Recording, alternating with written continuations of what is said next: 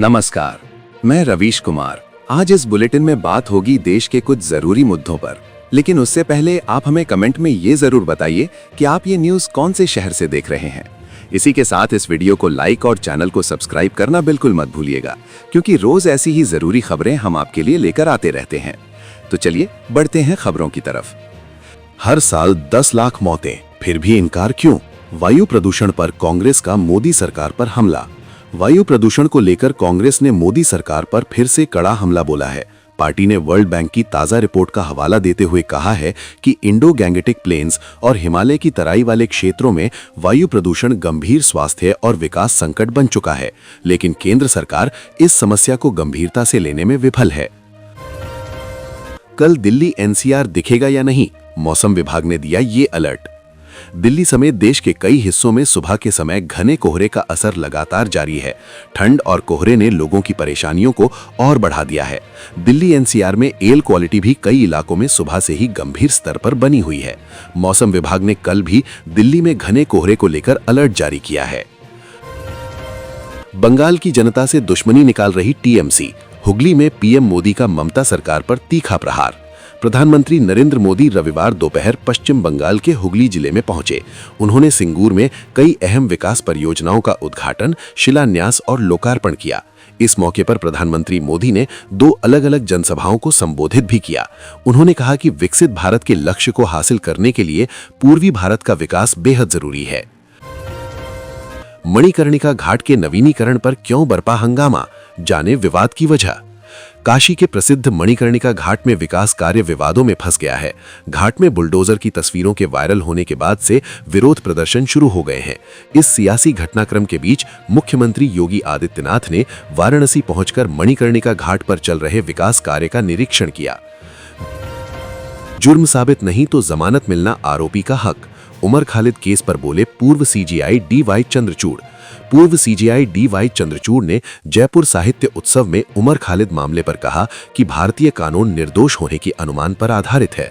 उन्होंने जमानत को नियम बताया और कहा कि जेल में बिताए गए सालों की भरपाई नहीं हो सकती।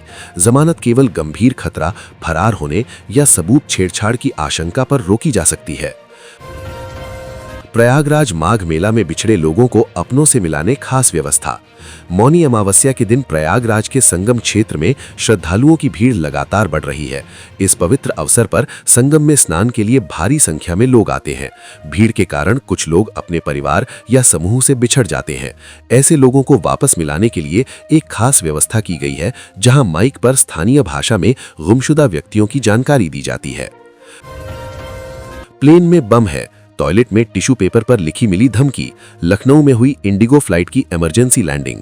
दिल्ली से बागडोगरा जा रही इंडिगो की फ्लाइट 6E6500 में रविवार सुबह बम की धमकी मिलने के बाद विमान को एहतियातन लखनऊ डाइवर्ट किया गया। विमान ने सुबह 9:17 पर सुरक्षित लैंडिंग की। विमान में 230 यात्री, 2 पायलट और 5 क्रू मेंबर सवार थे। इंडिगो के मुताबिक तय सुरक्षा प्रक्रिया के तहत तुरंत एजेंसियों को सूचना दी गई।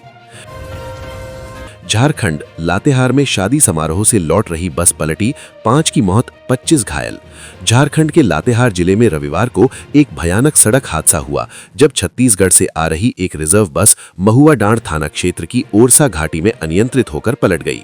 बस में सवार सभी लोग बलरामपुर के महाराजगंज गांव से सगाई समारोह में शामिल होने आ रहे थे।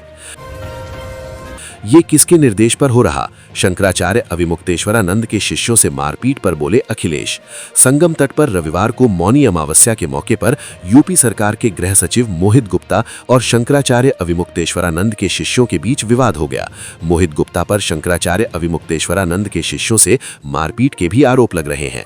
अब इस घटना को लेकर सपा अध्यक्ष अखिलेश यादव ने योगी सरकार को घेरा है। यूपी हाईवे बना मौत का रास्ता, बेकाबू स्कॉर्पियो ने 3 को कुचला, 2 की मौत। फतेहपुर के नेशनल हाईवे 2 पर दर्दनाक सड़क हादसे में एक महिला समेत 2 लोगों की मौत हो गई, जबकि एक व्यक्ति की हालत गंभीर बनी हुई है।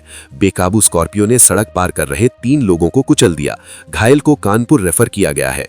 पुलिस ने स्कॉर्पियो और चालक को हिरासत में ले लिया है और शवों को पोस्टमार्टम के लिए भेज दिया है। तो ये थी आज की कुछ जरूरी खबरें जो आपको बतानी बहुत ही जरूरी थी। ऐसी ही खबरें रोजाना देखने के लिए इस चैनल को सब्सक्राइब करके वीडियो को लाइक करना बिल्कुल ना भूलें। आपका एक सब्सक्राइब हमको आगे बढ़ने की हिम्मत देता है।